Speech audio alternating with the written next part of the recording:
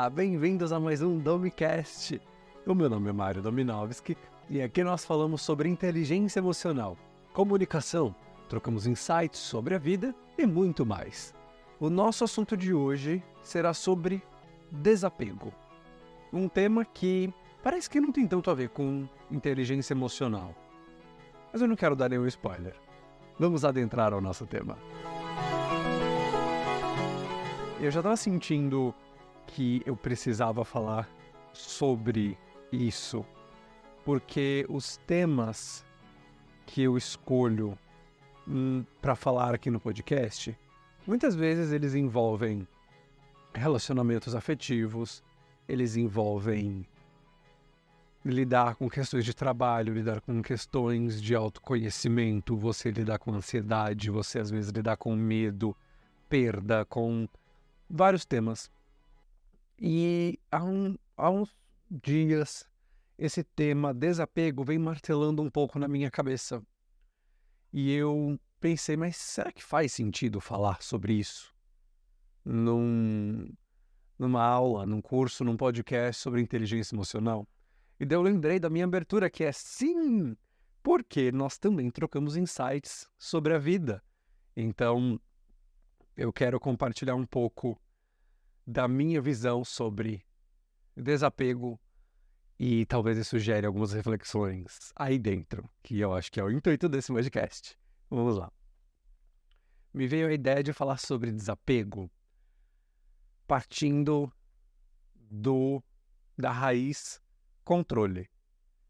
Porque, pelo menos a minha tendência é tentar controlar as coisas ao meu redor. Por exemplo, a minha empresa, o meu podcast, os meus vídeos, as minhas redes sociais, as minhas contas. Então, tudo está sob o meu controle. Quando algo sai do controle, a tendência é desestabilizar emocionalmente. Então, por exemplo, isso aqui está fora do lugar, isso aqui me deixou um pouco desestabilizado, isso aqui me deixou com um pouquinho de raiva, me deixou incomodado de alguma forma.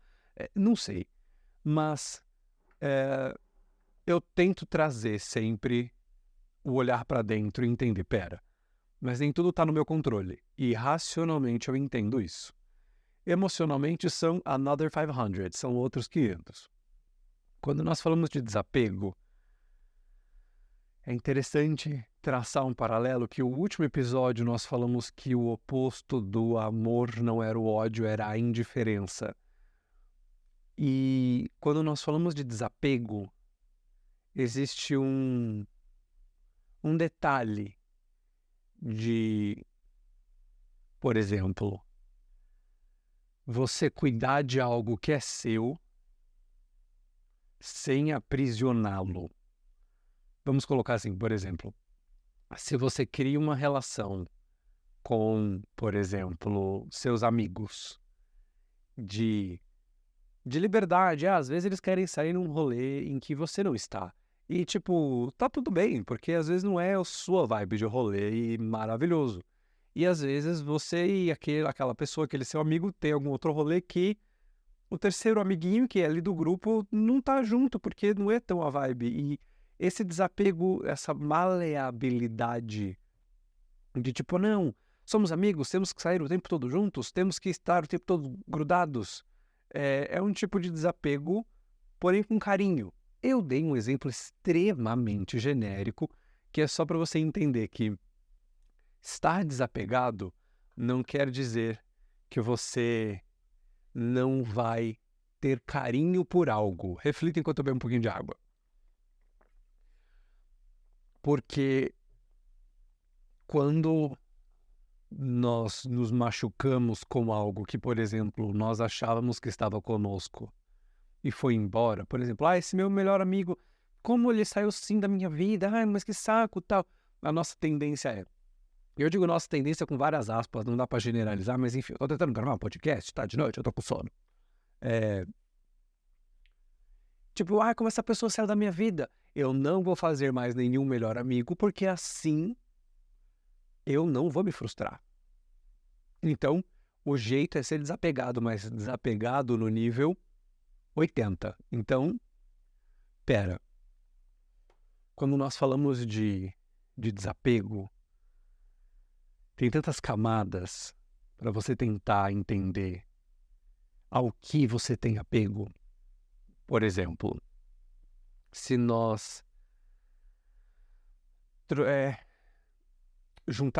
trazermos o tema, trazer o verbo, puxarmos o tema para o modo situações do cotidiano, coisas que você, por exemplo, fez tudo o que você podia para que algo desse certo e mesmo assim não teve o resultado que você queria obter. Pronto, era isso que eu queria colocar no assunto. Por exemplo, eu queria muito, muito, muito, muito entrar naquela faculdade X. E por mais que você tenha estudado e feito simulado e prestado testes virtuais, você não conseguiu entrar. Às vezes acontece isso. Tem até um vídeo da Beyoncé falando sobre isso e eu acho assim, um dos melhores vídeos da vida.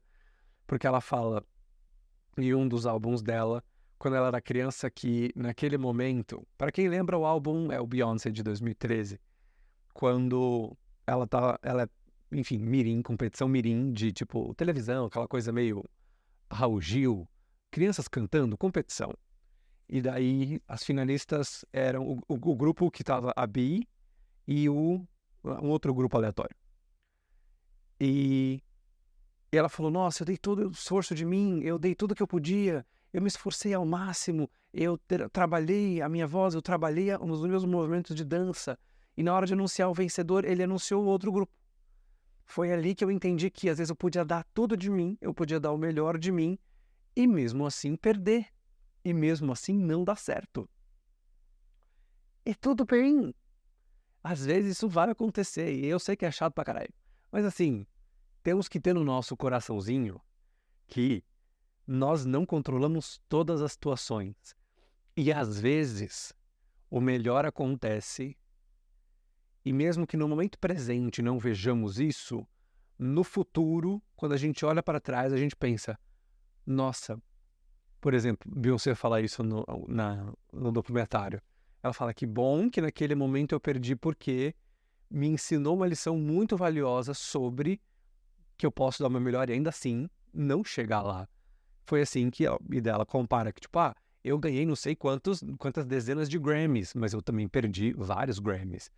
Eu fui premiado melhor álbum X vezes, mas eu também perdi X vezes 14 vezes, entendeu? Então, essa lição de desapego, de tipo, cara, eu dei o meu melhor, e ainda assim não deu certo, tudo bem. Eu explico em uma das aulas, em algum dos meus cursos, agora eu não me lembro qual, sobre o conceito de... Agora até me fugiu o conceito. Só me fugiu, já a informação volta. De, por exemplo, às vezes você dá o seu melhor para... Você tem uma viagem para fazer, uma viagem de negócios, é uma viagem de turismo que é só você... Eu não sei, você tem que ir para o aeroporto de manhã. E daí você se programa, você faz a mala antes, e você chama o táxi antes, você se prepara para sair de casa no horário, mas aí o carro atrasa, e daí você pega trânsito no caminho, e aquilo tipo te estressa, e você tenta fazer um caminho que na verdade está com obras, daí tem que voltar, e assim, caos. E daí quando você está quase chegando no aeroporto, você vê que seu avião decolou. Você pensa assim, meu Deus, mas que merda, eu perdi o meu voo. Que bosta, isso foi a pior coisa que aconteceu no meu dia, que merda, que merda. Só que daí, no avião decolando, deu uma pane aérea que o avião caiu e todo mundo que estava ali dentro morreu. Automaticamente, a sua mente já muda a percepção para que bom que eu me atrasei.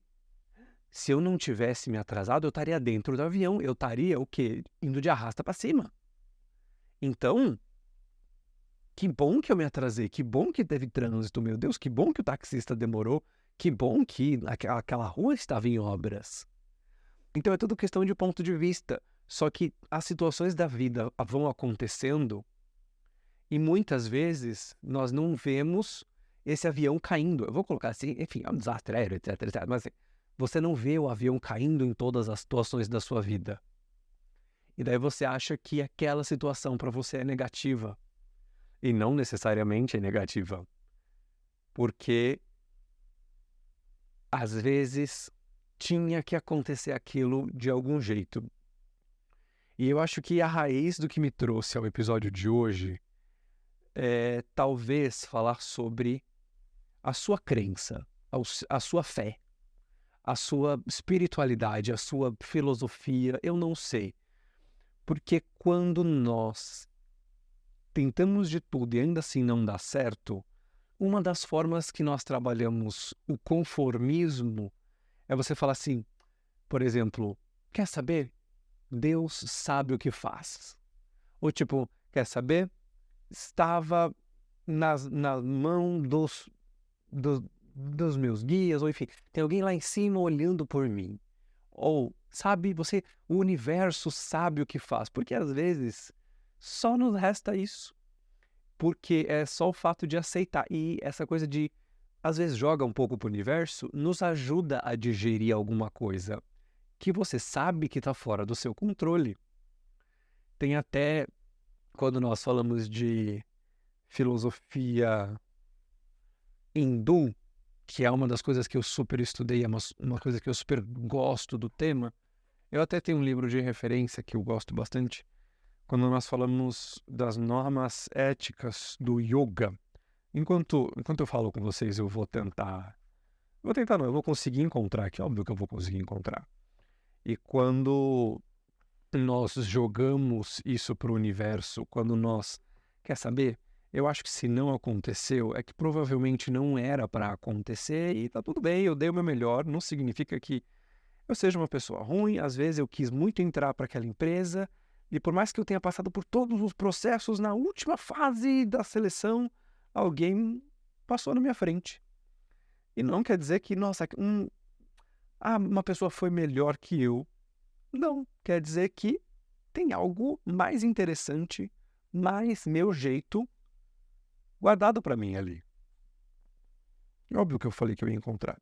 Página 809. Para quem está acompanhando meu vídeo, é um livro muito pocket, que eu adoro, que foi de um dos meus professores, professor De Rose. Então, com esse livro dá para matar uma pessoa, dá para você dar na cabeça dela. Então, vamos lá. Uma das normas éticas da filosofia era, quando nós aprendíamos, né, filosofia hindu, é chamada de Ishvara Pranidhana, que é a autoentrega. Vamos ler a autoentrega juntos. O praticante deve estar sempre interiormente seguro e confiante de que a vida segue o seu curso, obedecendo às leis naturais, e que todo esforço para a autossuperação deve ser conquistado sem ansiedade. Segundo ponto.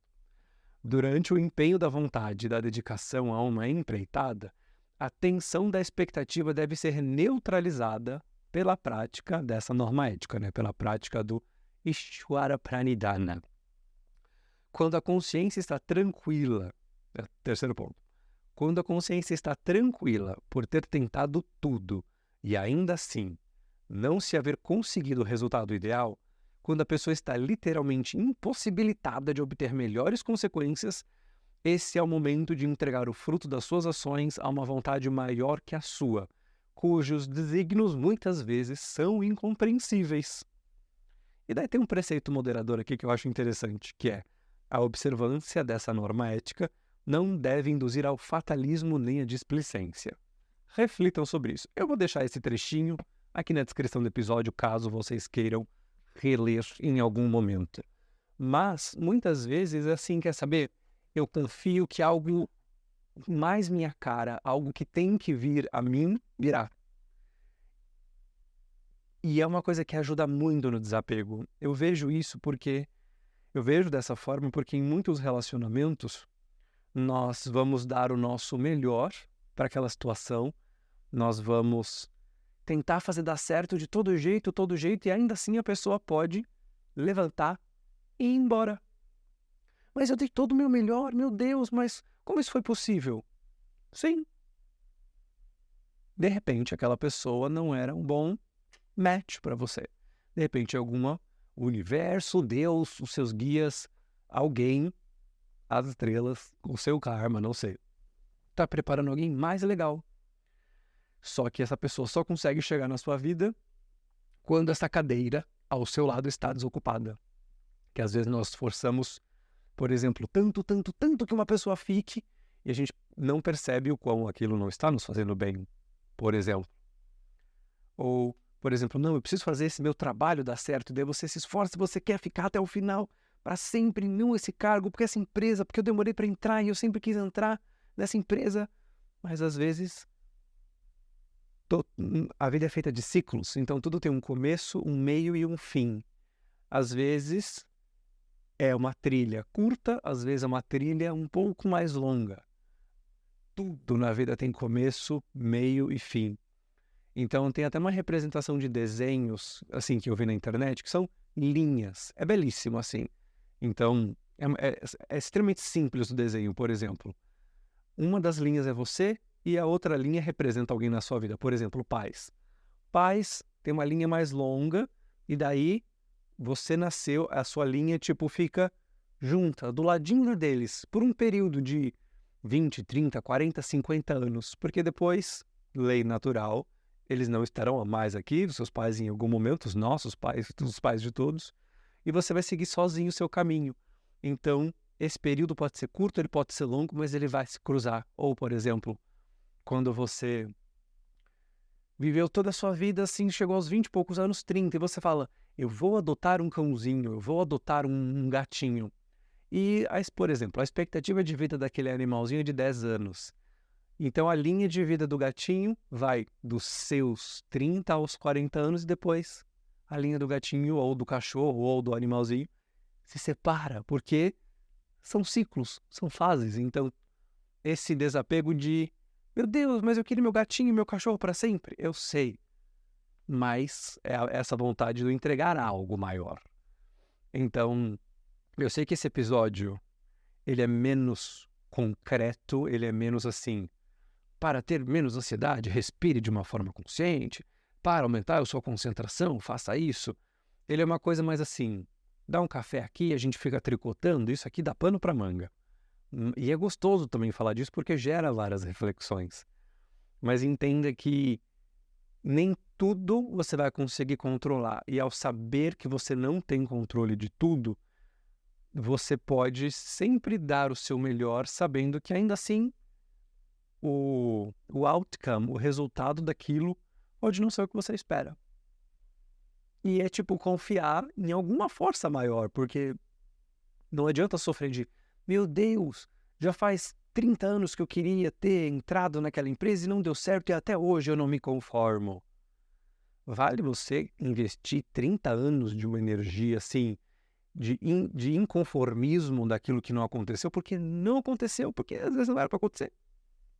Quantas histórias nós vemos de pessoas que eram para estar em Nova York ali no 9 de setembro, que era para estar no voo que caiu X, que era para ter embarcado no Titanic, mas não embarcou, que era para ter ido naquele Titã submarino, que não era submarino, que implodiu. Então, e não foi. Por quê? Porque não era para ser. Então, aprenda a valorizar o que também não está no seu controle, porque também é uma forma de deixar ir. E eu acho muito interessante falar disso, porque nós somos muito apegados principalmente a coisas materiais, principalmente a coisa. Não é tipo assim, vamos viver apenas com uma túnica andando pelo mundo. Não é isso. Estamos no mundo capitalista, você precisa de dinheirinhos para viver de forma confortável. Entenda isso. Mas é interessante ver como muitas vezes nós nos projetamos nos objetos. Ou, enfim, os bens materiais que temos. Tem uma entrevista no podcast da Ana Beatriz Barbosa, que é, se não me engano, é psiquiatra, no podcast dela. E ela fala em um momento sobre as pessoas que ostentam, tipo, marcas de luxo no corpo, sabe? Tipo, se veste da cabeça aos pés de, por exemplo, ou Gucci, ou Louis Vuitton, ou, enfim, qualquer marca. E ela explica de um ponto de vista da psiquiatria Agora eu não sei se ela é psicóloga ou psiquiatra, eu acho que é psiquiatra. Porque ela pode, enfim, vida. Sigamos.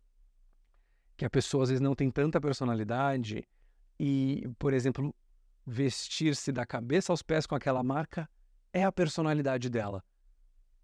Tipo, o problema não é a grife, o problema não é a marca de alta costura, mas o problema é quando a pessoa torna aquela marca a sua personalidade.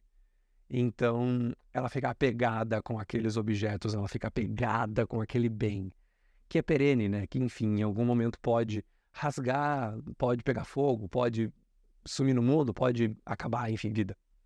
Mas, por isso que quando nós olhamos para dentro, para trabalhar, tipo, tá, o que faz sentido para mim, o que vai realmente fazer com que eu me sinta completo, você percebe que a vida pode ser mais simples do que a gente imagina. E quando você tem essa consciência de eu dei o meu melhor e ainda assim não deu certo, não era para ser, você deita com a cabeça no travesseiro de uma forma tranquila. E não há dinheiro no mundo que pague a sua tranquilidade. Não há dinheiro no mundo. Tipo, meu relacionamento acabou, mas eu fiz tudo que eu podia. Sim. Olha como você é uma pessoa incrível. Você é uma pessoa que tenta, você é uma pessoa que está disposta. Se aquele outro bosta ou se aquela outra bosta não tentou, ele que perdeu. E tá tudo bem, porque você ainda é uma pessoa incrível. Eu tentei de tudo para me manter naquele trabalho e ainda assim me mandaram embora porque eu dei meu sangue e vesti a camisa da empresa. Sim, você é um funcionário, você é um colaborador maravilhoso, essa pessoa esforçada que só não encontrou a empresa certa, que vai te valorizar, que vai te dar todos os prêmios da vida. E tá tudo bem. Tá tudo bem. Certo? Muito bem, muito bem. Esse foi mais um Domicast. Eu espero que você não tenha ficado de saco cheio com a minha tricotada aqui, porque hoje resolvemos soltar um pouquinho verbos sobre desapego, sobre entregar uma força maior e sobre tirar um pouquinho esse peso do coração de meu Deus, eu não controlo tudo. E tá tudo bem. Então, meu nome é Mário Dominovski, eu espero que você tenha gostado desse episódio. Não esqueça de deixar o seu ranking aqui de 5 estrelas, porque a gente gosta. Se você quiser deixar um comentário aqui. E não esqueça de me seguir nas redes sociais que estão aqui na descrição, junto com o Ishvara Pranidhana que eu deixei escrito aqui, caso você queira reler para ter um apoio visual. Muito bem, nos vemos no episódio da semana que vem. Até lá!